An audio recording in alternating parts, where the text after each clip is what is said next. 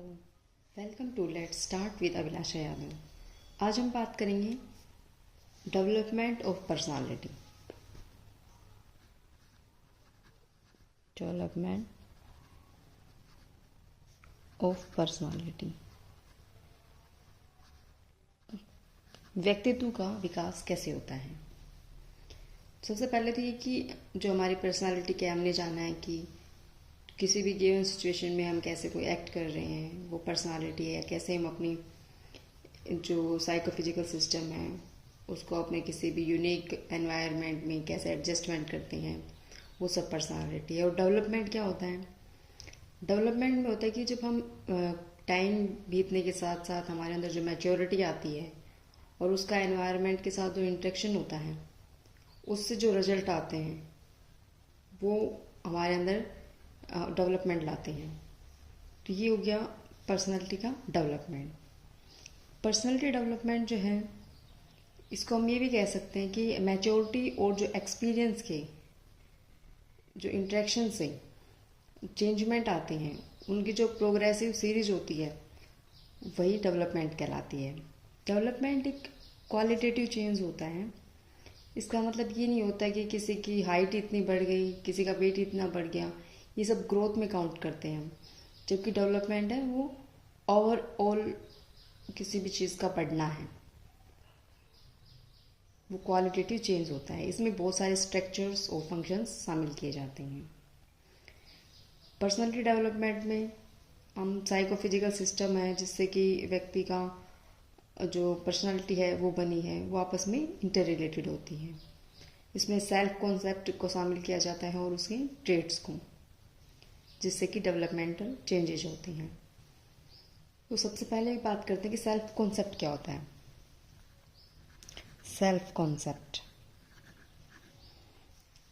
Concept है कि व्यक्ति जब ये समझता है कि वह कौन है, वह क्या है, मतलब इसमें मिरर इमेज की बात होती है। जो व्यक्ति द्वारा किए गए अपने रोल्स हैं, दूसरों के साथ उसने कैसे रिलेशन बनाए हैं, दूसरों के प्रति उसकी कैसे रिएक्शंस रहे हैं, इन सब को डिटरमाइन किया जाता है। सेल्फ कॉन्सेप्ट के दो एस्पेक्ट होते हैं, फिजिकल और साइकोलॉजिकल। फिजिकल में वो सब चीज़ें शामिल हो जाती है जो व्यक्ति को अपने, मतलब जैसे उसके कलर से हो गया, या जो कोई व्यवहार कर रहा है उसमें उसके बॉडी का जो रोल है, या दूसरे लोगों से उसे मिलने वाली जो भी कोई रेस्पेक्ट मिल रही है, वो सब शामिल कर लेते हैं। और जबकि साइकोलॉजिकल जो एस्पेक्ट है, उसमें वो सब कॉन्सेप्ट आते हैं जिसमें व्यक्ति अपने पोटेंशियल की, अपनी एबिलिटी की बात करता है कि उसके अंदर क्या क्या स्ट्रेंथ है। तो ये दोनों चीज़ें, जो फिजिकल स्ट्रेंथ है और उसकी साइकोलॉजिकल स्ट्रेंथ है, ये आपस में इंटरेक्शन करके इस सेल्फ कॉन्सेप्ट का निर्माण करती हैं। फिर कुछ ट्रेट्स आते हैं। ट्रेट्स जो होता है, ये होते हैं कि जो हम बिहेवियर कर रहे हैं उसमें एडजस्टिव पैटर्न की कुछ स्पेसिफिक क्वालिटीज़ होती है। जैसे हम उसमें इंटेलिजेंस की बात कर सकते हैं, टॉलरेंस की बात करते हैं, जिससे किसी इंडिविजुअल का बिहेवियर फॉर्म होता है, वो उसका ट्रेट होता है। तो ऐसे कौन कौन से मेथड्स होते हैं जिनसे हम पर्सनालिटी को स्टडी करते हैं। Methods of studying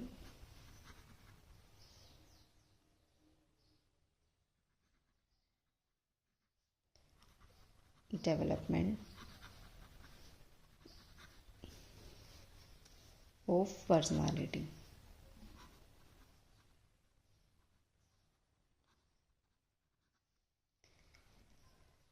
personality development को स्टडी करने के लिए कौन कौन से मेथड हैं। जैसे इसमें हम कई मेथड की बात करेंगे और उनके बारे में जानेंगे भी कि क्या क्या होते हैं। सबसे पहले आता है कि experimental method. Experimental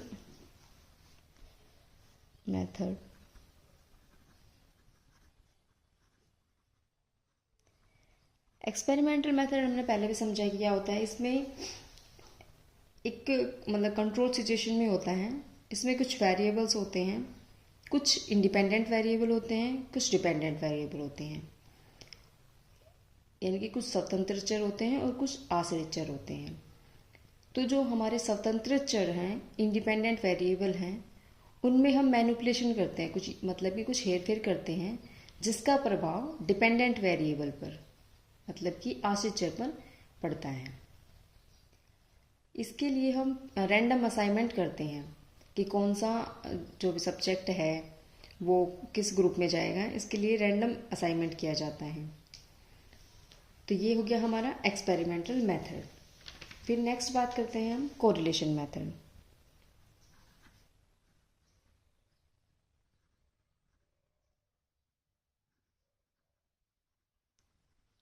correlation method में होता है कि दो वेरिएबल्स जो हैं उनके बीच में कैसा रिलेशन है। इस मेथड में हम किसी भी प्रकार की कोई मैनिपुलेशन नहीं करते, यानी कि कोई जोड़ तोड़ नहीं करते।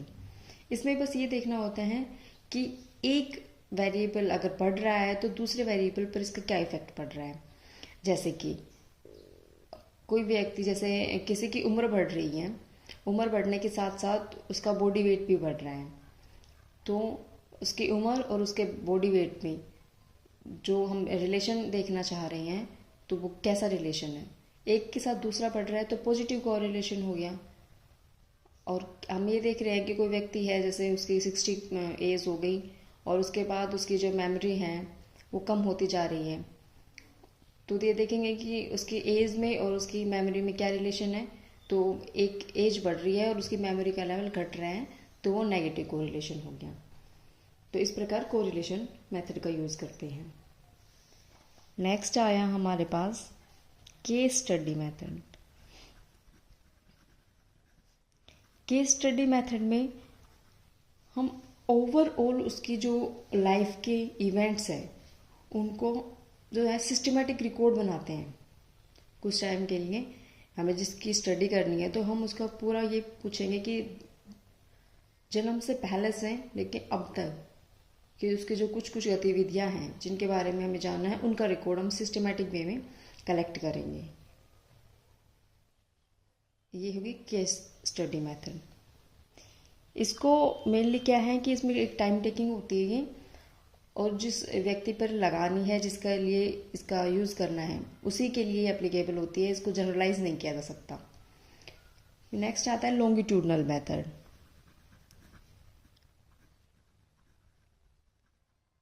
लॉन्गिट्यूडनल मेथड लॉन्गिट्यूडनल मेथड होता है कि जब हम किसी व्यक्ति का या व्यक्तियों के ग्रुप का डिफरेंट के टाइम इंटरवल्स पर एक वो उसको ऑब्जर्व करते हैं और उसका जो रिकॉर्ड बनाते हैं, फिर उसका एनालिसिस करते हैं और फिर रिजल्ट पर पहुंचते हैं, उसके लिए किया जाता है। इसमें क्या होता है कि एक ग्रुप है या कोई एक सिंगल व्यक्ति है, उसकी स्टडी हम डिफरेंट डिफरेंट टाइम इंटरवल पर करेंगे। जैसे कि हमने ये देखना है कोई व्यक्ति 2 साल की उम्र में, जैसे पियाजे ने अपनी बताई थी कि ये स्टेज में ये इतना अचीव कर लेता है, तो 2 साल की उम्र में इस बच्चे ने इतना अचीव किया कि नहीं किया। उसके बाद सेकंड टाइम में उसमें 7 साल का हो जाएगा, तब उसके अचीवमेंट्स को देखेंगे। फिर वही बच्चा जब 11 साल का हो जाएगा तब उसने क्या अचीव किया क्या नहीं, इसको ऑब्जर्व करेंगे। कि वो सिर्फ वही ग्रुप होगा जो लंबे टाइम तक जिसको ऑब्जर्व किया जाएगा या जिसे डाटा कलेक्ट किया जाएगा। Next cross sectional method.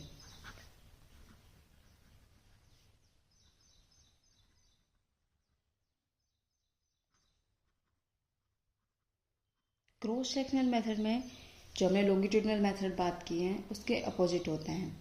इसमें ये क्या है कि हमने इस एज ग्रुप के बारे में जानना है, डाटा लेना है, तो हम एक ही टाइम पर उस एज ग्रुप के डिफरेंट डिफरेंट ग्रुप ले लेते हैं और उन पर स्टडी करते हैं। जैसे कि हमें जानना है 2 साल के ग्रुप पे कैसा इफेक्ट पड़ा, 7 साल के ग्रुप पे और 11 साल के, तो एक टाइम में ही हम 2 साल के जो एज ग्रुप है उसका एक ग्रुप लेंगे, एक 7 साल की एज ग्रुप का है वो ग्रुप लेंगे और एक 11 साल की, और उनकी स्टडी करेंगे और अपने कंक्लूजन पर पहुंचेंगे। तो ये हुआ क्रॉस सेक्शनल मेथड। फिर हम बात करते हैं कि पर्सनालिटी डेवलपमेंट का प्रोसेस क्या होता है। प्रोसेस वो personality development.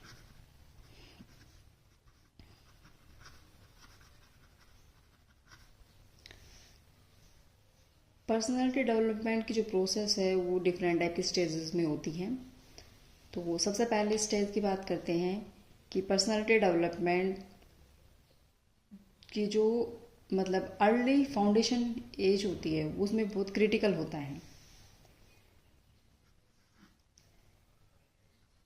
In personality development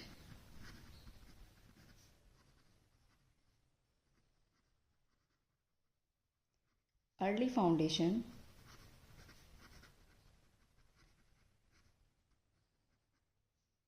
are critical.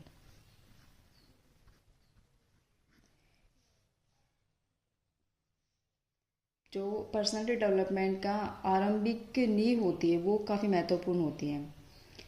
जैसे कि स्टार्टिंग की बात करेंगे, फाउंडेशन में क्या आता है कि जो उसके एटीट्यूड्स है, उसके बिहेवियर है या उसकी जो हैबिट है वो पैटर्न स्टेब्लिश हो जाता है।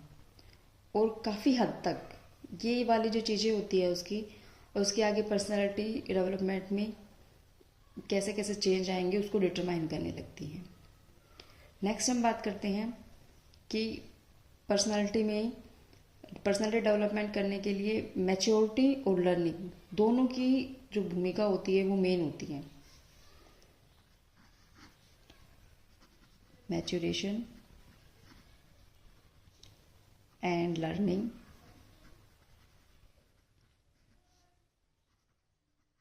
both play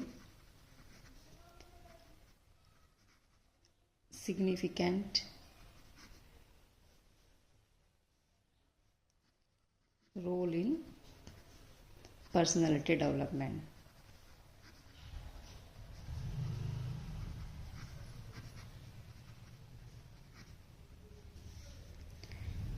जब पर्सनालिटी का डेवलपमेंट होता है तो जो उसके कुछ रॉ मटेरियल्स होते हैं जिनसे व्यक्ति कुछ सीख कर अपने आगे का बिहेवियर जो है उसको एक सीक्वेंस में, एक पैटर्न के रूप में देखने लगता है।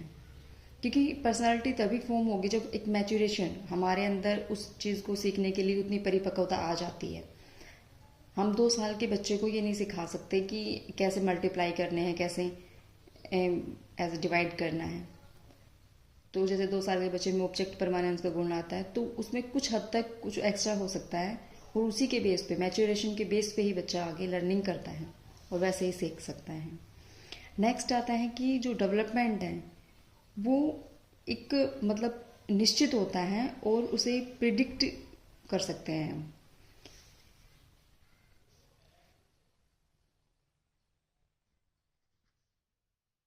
डेवलपमेंट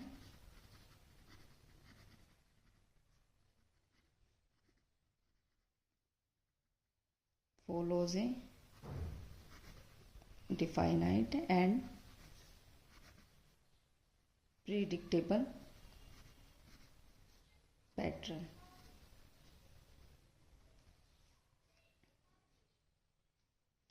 यानी कि डेवलपमेंट जो है उस जब तक कि एनवायरनमेंट में और उसके जो कुछ अदर फैक्टर्स होते हैं वो उसमें इंटरफेयर नहीं करते, तब तक व्यक्ति की जो विभिन्न स्टेजेस होती है उसमें होने वाला डेवलपमेंट एक निश्चित पैटर्न में चलता है जिसे प्रिडिक्ट किया जा सकता है। और ये क्या होता है, इसे प्रिडिक्ट कर सकते हैं पर कैसे, हर एक व्यक्ति में इसका रेट अलग अलग होती है। कोई कुछ टाइम पहले अचीव कर लेता है, कोई कुछ टाइम बाद, पर ये नहीं है कि एक स्टेज से दूसरी स्टेज में जंप कर जाएगा। नेक्स्ट आता है इंडिविजुअल डिफरेंसेस सभी में होते हैं। तो all individual are different.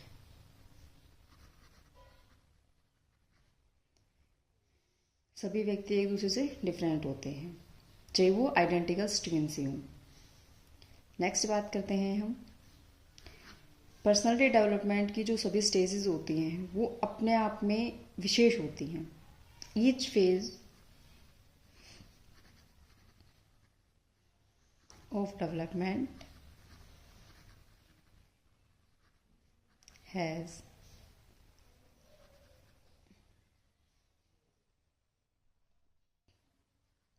characteristic behaviour.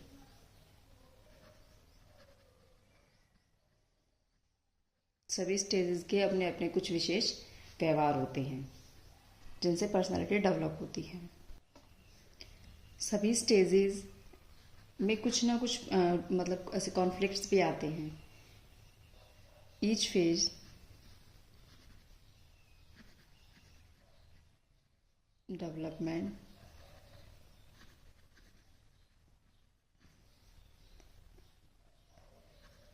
had some hazardous।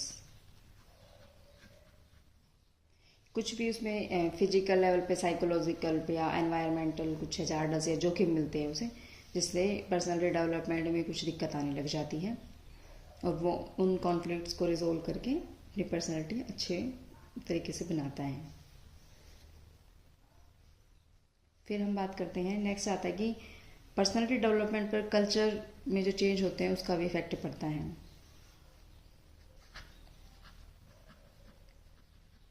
Personality development is affected by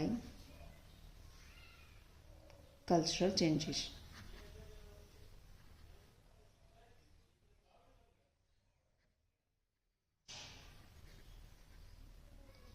और ऐसे ही पर्सनालिटी डेवलपमेंट की हर स्टेज में कुछ अपनी अपनी सोशल एक्सपेक्टेशंस होती हैं। पर्सनालिटी डेवलपमेंट में जैसे जो उसके नियोनेटल स्टेज है, इन्फेंसी स्टेज हैं, ऐसे चाइल्डहुड में, आगे फिर एडोलसेंट में, एडल्टहुड में और मिडल एडल्टहुड, लेटर एडल्टहुड, इन सब में कुछ कुछ कॉन्फ्लिक्ट्स आते रहते हैं और उनको रिजोल्व कर किया जाता है और वैसे ही पर्सनालिटी को फॉर्म किया जाता है।